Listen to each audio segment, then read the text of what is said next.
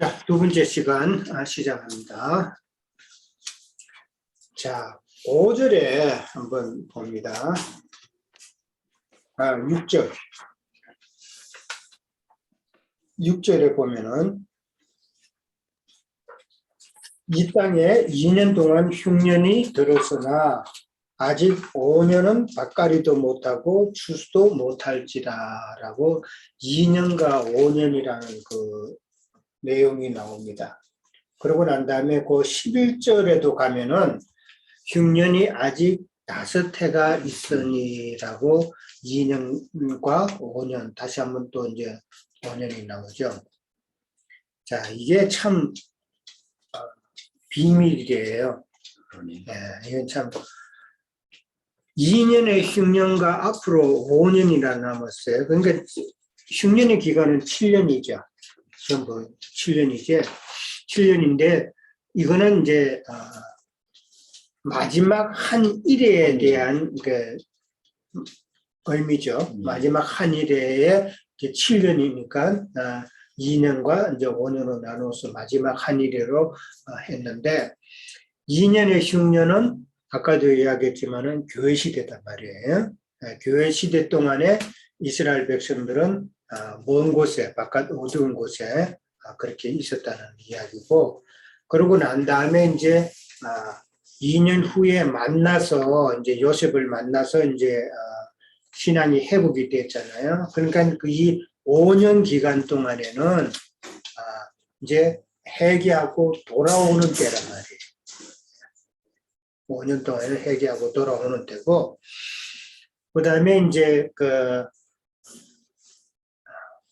이 5년 기간 동안에는 요셉의 보호 아래 있는 기간이죠.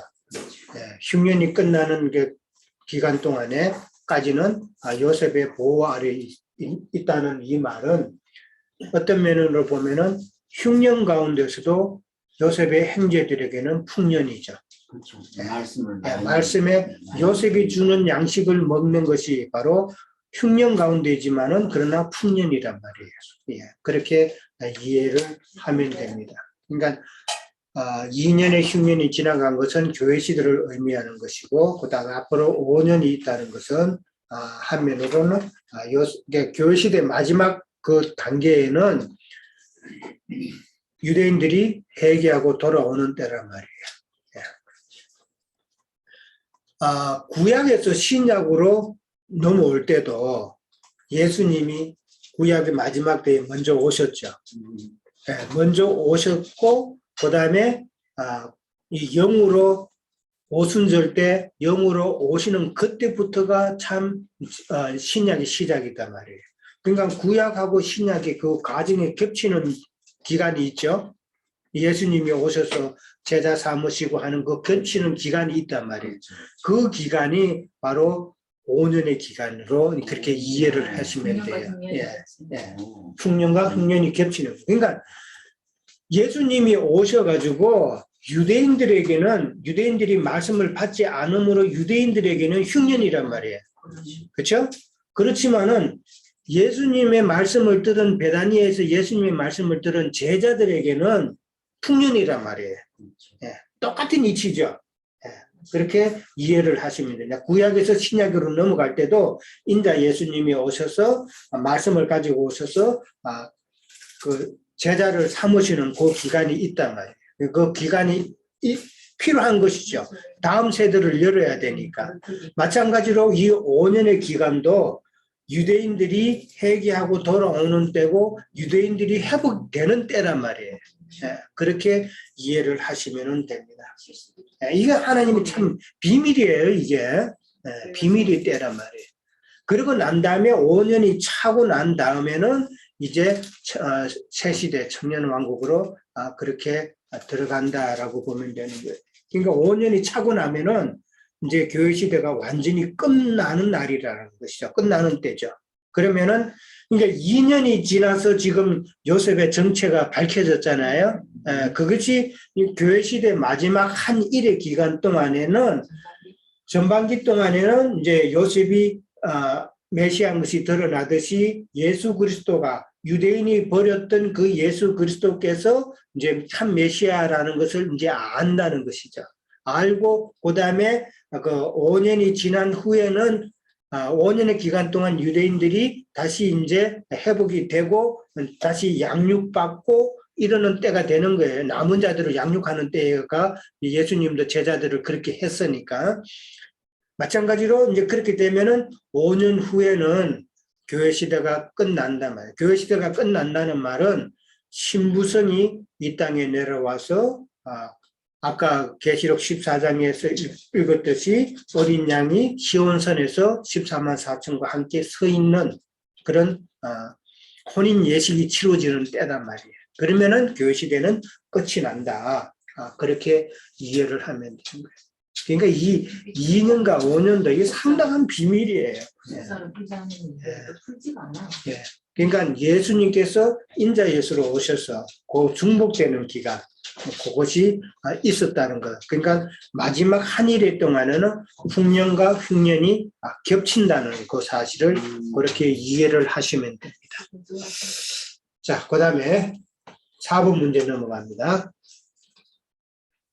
하나님이 요셉을 바로에게 아버지로 삼고 그 온 집의 주로 삼고 애굽 온 땅의 통치자로 삼으셨다고 말한 뜻은 무엇인가라고 그랬어요. 요셉을 갖다가 바로에게 바로의 아버지를 바로에게 있어서 아버지가 지금 요셉이라는 이야기죠. 그렇죠? 네. 아버지라는 그 의미는 참 그렇잖아요. 세상에서도 아버지는 뭐 아버지가 만약에 돌아가시고 나면 비빌 언덕이 무너졌다 그러죠.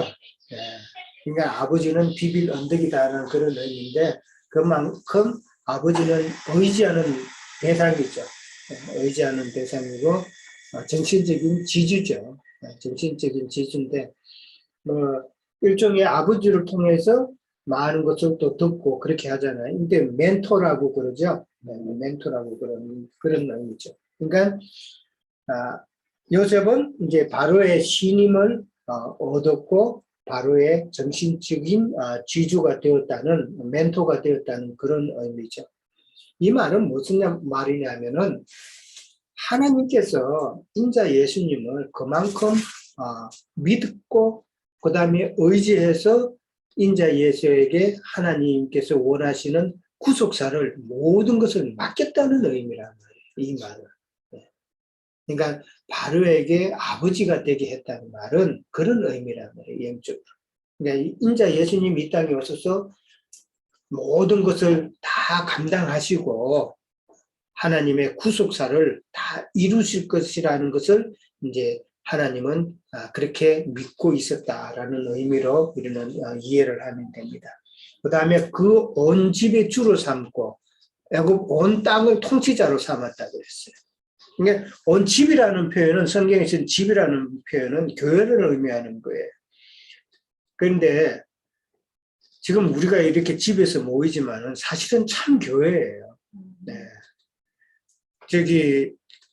사도들이 바울 서신에 보면은 누구누구의 집에 편지했다 그랬잖아요. 그 집이라는 의미는 교회라는 의미라는 거죠. 누구는 어디 큰 예배당 건물 지어놓고 어디 교회 그렇게 편지 안 했어요. 누구누구의 집에 편지하노니 이렇게 나왔죠. 그러니까 성경에도 이렇게 집이라는 표현이 나오면은 이것이 바로 교회다라는 의미란 말이에요. 그러니까 요셉의 집이 바로 요셉이 있는 참 생명의 말씀이 있는 참 교회라는 의미예요. 그 집의 주로 삼았다는 것은 교회의 주인 삼으셨다는 그런 의미란 말이에요. 그 다음에 애굽 온 땅의 통치자로 삼았다는 것은 세상을 말한다는 거예요.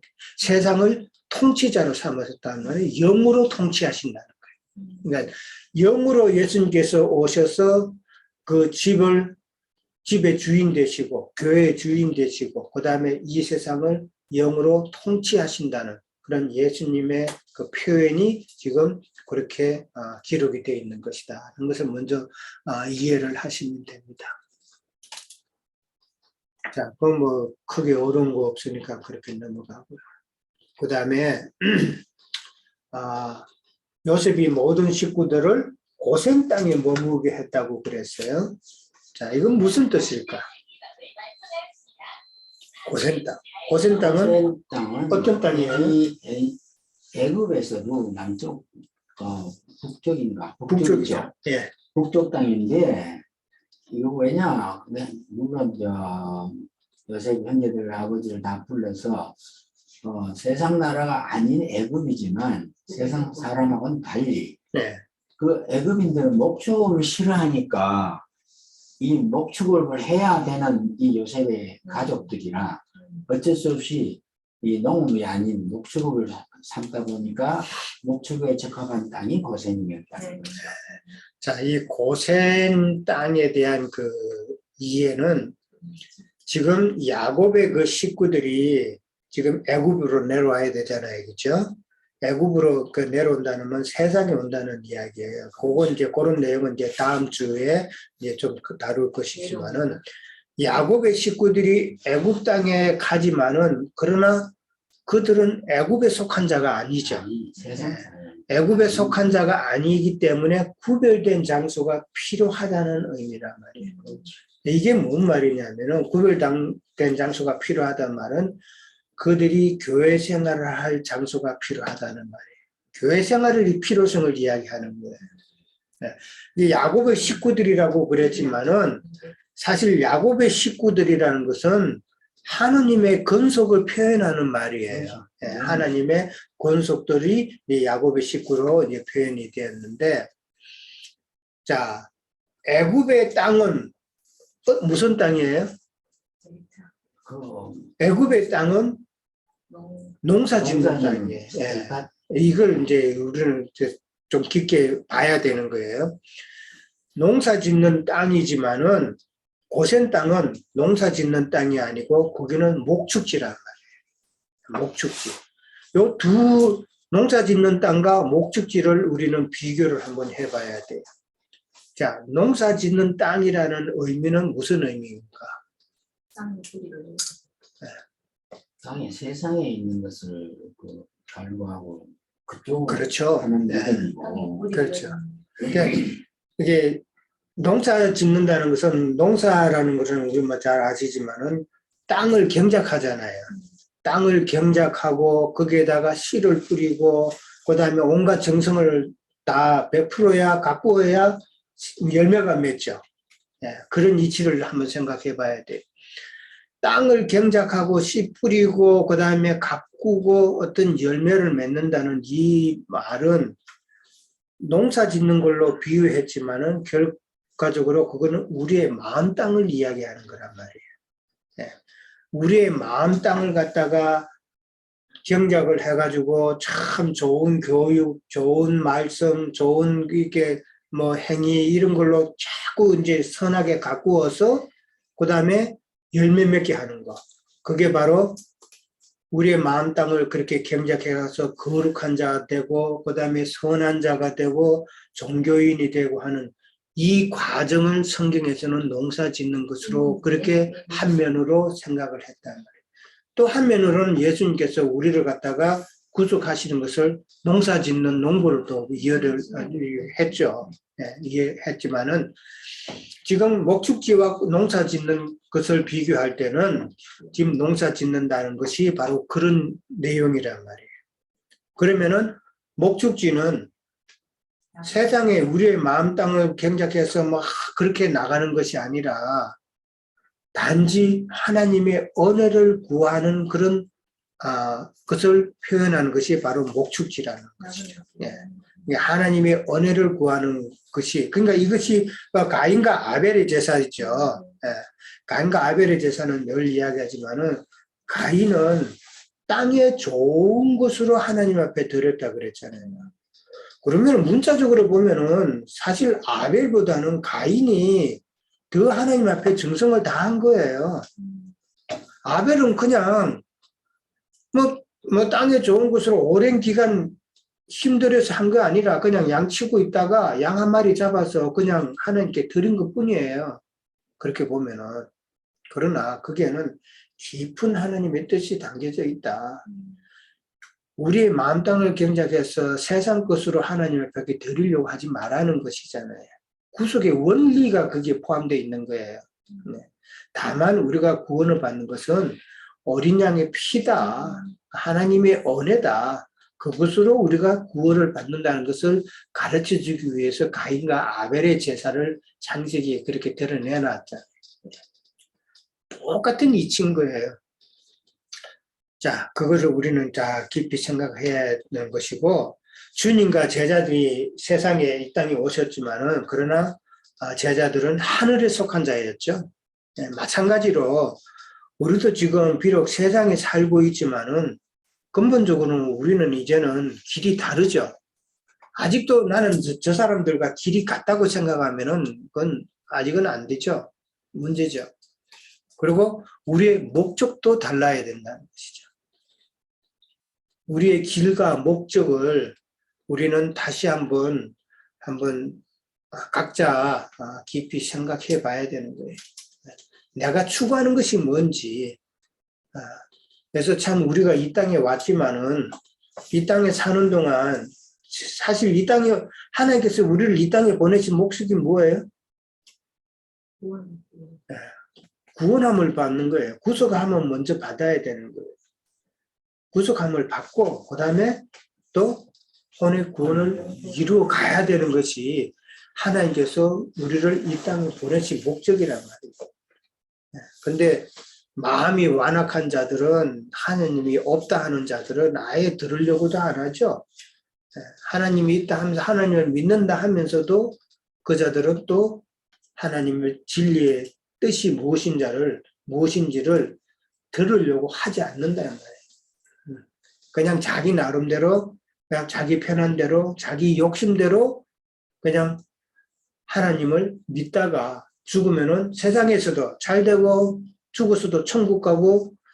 그러나 성경을 우리가 봐왔지만은 성경은 그렇게 절대 이야기하지 않는다. 그 사실을 우리는 잘 이해를 해야 되는 것이죠. 참 이 땅에서 우리가 사는 동안에는 참 장자교회 생활을 통해서 진리 추구를 통해서 참 하나님의 원하시는 그 상속자가 되는 것이 우리의 그 신앙의 목적이 되어야 된다는 것이죠. 자, 그 다음에 오늘 보면은 요셉의 입이 나오죠. 12절에 보면은 당신들의 눈과 내 아우 베냐민의 눈이 보는 바 당신들의 입에서 이 말을 하는 것은 내 입이라라고 그렇게 했어요. 그 요셉의 입에서 나오는 말은 기근 당한 형제나 그 야곱의 식구들에게 참 소망이 되는 말이죠. 요셉의 입에서 나오는 말이 뭐였었어요? 그 위에 이제 쭉 나오죠. 9절부터 쭉 나오면은 요셉이 참 이제 잘 돼 있으니까 빨리 가나안으로 가서 식구들, 여기 아버지와 아들과 그 다음에 아버지의 손자들과 아버지의 양과 소와 모든 소유라고 되어 있잖아요. 이 양과 소도 가축을 표현하는 이야기지만은 성경에서는 결국은 다 그 식구들을 이야기하는 거예요. 하나님의 권속들을 말하는 표현이란 말이에요. 그들을 다 데리고 내려오라고 그러잖아요. 이제 데리고 내려오라고 그러는데, 이제는 흉년의 때가 아직 5해나 남았잖아요. 그럼 그 5해 사실 견디기 힘들죠. 견디기 힘드는데, 참, 요셉이 이제 이런 말들을 하니까, 기근당한 그 형제나 그 권속들에게는 얼마나 소망이 되는 말이냐 하는 것이죠. 이것도 참 예수님의 입에서 나오는 말씀이 그 영적 기근을 당한 그 형제나 식구들에게는 생명 양식이듯이 우리에게도 예수님의 입에서 나오는 그 양식이 이게 레마의 말씀으로, 지금은 이제 예수님은 영으로 오셨잖아요. 영으로 오셔서 예수님이 말씀을 하신단 말이에요. 그러면은 영으로 오신 예수님이 하시는 그 영적인 그 의미를 우리가 깨달아서 참 생명 양식으로 삼아야 우리가 굶어 죽지 않고 살 수가 있다는 말이잖아요. 그래서 이제 요셉은 빨리 속히 모시고 내려오라고 그러죠. 아버지의 가족들에게 빨리 이제 내려오라고 그럽니다. 그럴 때에 그 말은 속히 내려오라는 말은 지체하지 말고 예비된 구원자 요셉, 그러니까 예비된 메시아의 양육, 요셉의 양육을 받으라는 이야기잖아요. 우리도 지금 참 영이신 주님이 우리와 함께 하시며 그 말씀을 가지고 우리가 양육받듯이 그렇게 양육을 받아야 참 온전한 생명 양식을 먹고 온전히 잘할 수 있다라는 그런 의미란 말이에요. 네. 자, 그 다음에 6번 문제로 또 한번 갑니다. 참 이 그 고센이라는 의미를 잘 생각을 해야 됩니다. 고센이라는 의미를 한 번 더 또 다른 말은 그 일종의 이렇게 좀 못심게 할 때에 제일 처음에 바로 뭐를 갖다가 그저 논에 안 심죠. 어떻게 해요? 먼저 모종을 심고 그 모종을 갖다 목판에다가 먼저 심죠. 예. 목판에다가 이제 먼저 심고 그 다음에 거기서 어느 정도 시간이 지나야 이제 논으로 나가서 심잖아요. 이게 하나님이 이것도 우리가 먼저 이해를 하셔야 되는 게 하나님의 뜻이 지금 야곱의 식구들이 요셉을 먼저 애굽에 보내고 하나님의 그 권속들을 지금 애굽으로 이주시키잖아요. 왜 이주시켰다고 그랬어요? 아까 했잖아요.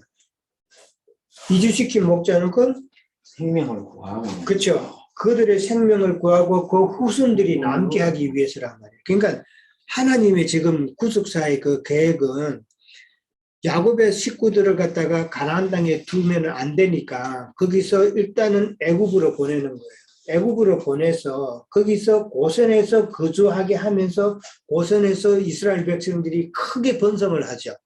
네, 크게 번성시킨단 말이에요. 크게 번성시켜서 그들을 출애굽시켜서 이제 뭐예요? 광야에서 많은 연단을 거치게 하죠. 네, 이게 우리 구속사의 과정이에요. 많은 연단을 거치게 한 다음에 그 다음에 가나안 땅에 들어가게 하죠. 가나안 땅에서는 뭐예요? 요단강을 건너서 가나안 땅에 들어가면은 그건 싸우는 것이란 말이에요. 네, 가나안 땅에 많은 족속들과 끊임없이 전쟁을 치르죠. 네, 그게 우리 믿음의 과정이란 말이에요. 하나님께서 우리를 그렇게 지금 쓰시는 거예요. 믿음의 과정, 전쟁을 통해서 그 땅을 이제는 정복하는 것입니다. 그러니까 우리의 마음 땅을 정복하는 자만이 하나님의 상속자가 될 수 있다는 그런 의미로도 우리는 또 이해를 하셔야 됩니다. 자, 6번에 가면은 이제 베냐민과 형제들이 서로 안고 입 맞추고 우는 것은 어떤 상황을 미리 보여주나요? 그러겠는데, 자, 서로 안고 입 맞추고 우는 것이라 그랬어요. 참 세상 드라마를 만든다면은 지금 이 장면이 15절 이 장면이 그냥 클라이막스죠.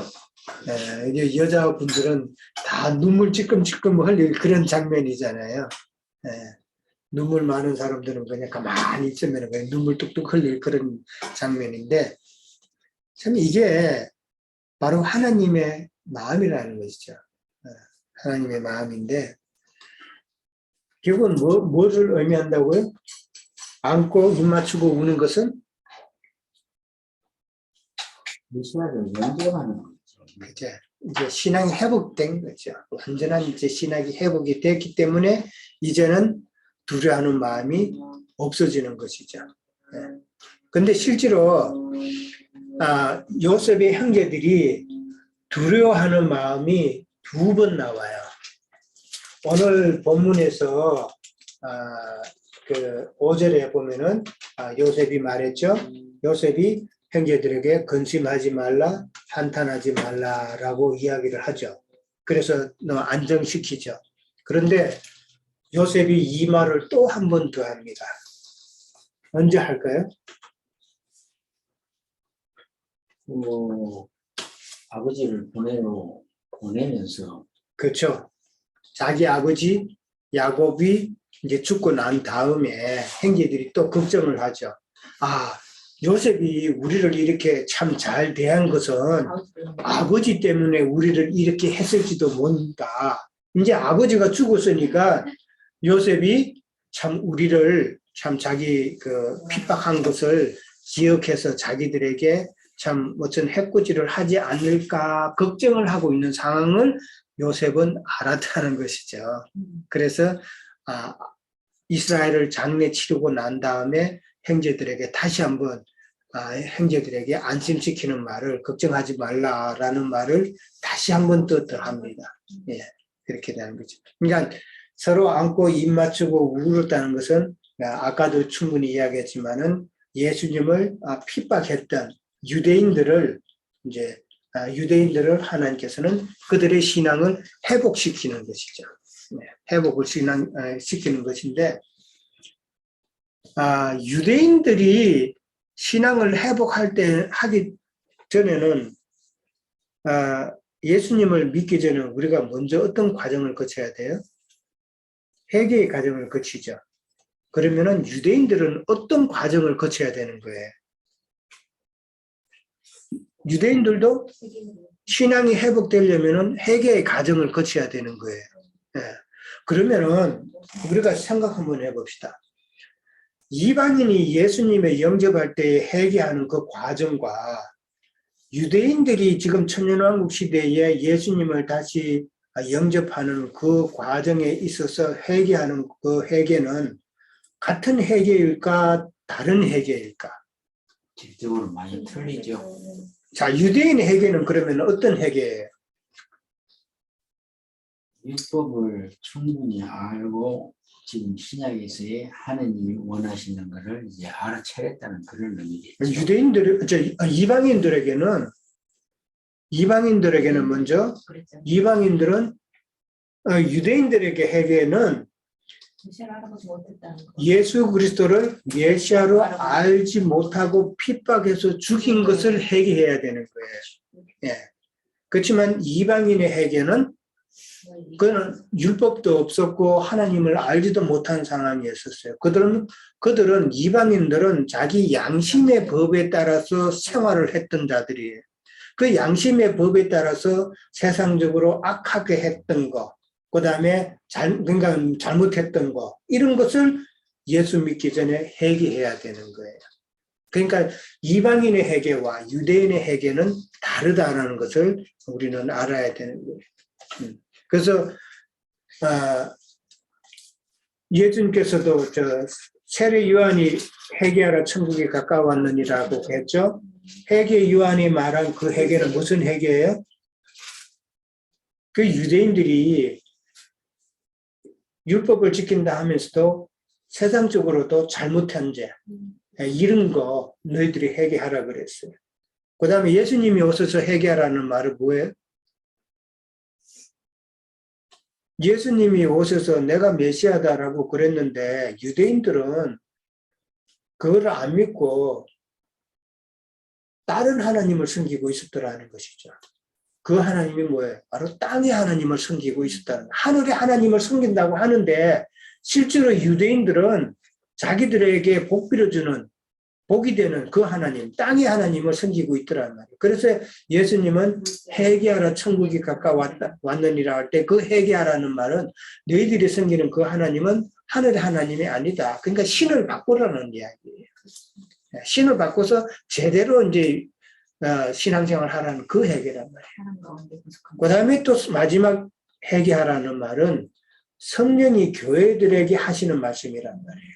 성령이 교회들에게 너희들이 지금 회개해야 된다. 그 말은 뭐냐면은 너희들이 하나님을 믿는다고, 예수님을 믿는다고 믿는데 너희들은 지금 참 영으로, 온전한 영으로 믿는 것이 아니라 잘못 믿고 있다는 말이에요. 너희들은 여전히 땅의 하나님을 믿고 있고 다른 예수, 다른 영, 다른 복음을 믿고 있다 이 말이에요. 참 믿음 생활을 제대로 바로 하라고 하는 것이 성령이 교회들에게 회개하라는 그 말이란 말이에요. 그러니까 하나님께서 원하시는 참 진리의 말씀으로 제대로 양육받아서 하나님의 뜻을 바로 알아서 하나님을 기쁘시게 하는 그러한 온전한 믿음을 그렇게 하시기를 하나님은 지금도 원하시고 계십니다. 지금 서로 안고 입 맞추고 우는 이 모습은 이제 마지막 2년 지나고 5년이 지나서 교회 시대가 완전히 끝나고 나서 이제 천년왕국 시대가 시작이 되면은 이스라엘 사람 유대인들이 예수 그리스도가 참 메시아였다는 것이 서로 어그리가 되면은 거룩한 입맞춤이 되면은 그때서야 이제 완전한 신앙이 회복이 되고 그때가 이제 천년왕국이 시작이 되는 서로 기쁨을 나누는 그런 모습. 이게 돌아오는 탕자가 아버지 돌아왔잖아요. 그 모습하고 똑같은 이야기란 말이에요. 그 집 나간 그 아들은 한면으로는 이방인도 되지만은 또 한면으로는 유대인도 된다는 말이에요. 예. 교회 시대 동안에 집 나갔던 이방인의 유대인이 다시 이제 되돌아와서 아버지와 함께 그렇게 포옹하고 입맞추고 그러는 장면이다. 그렇게 이해를 하시면 됩니다. 자, 여기까지 합니다. 예.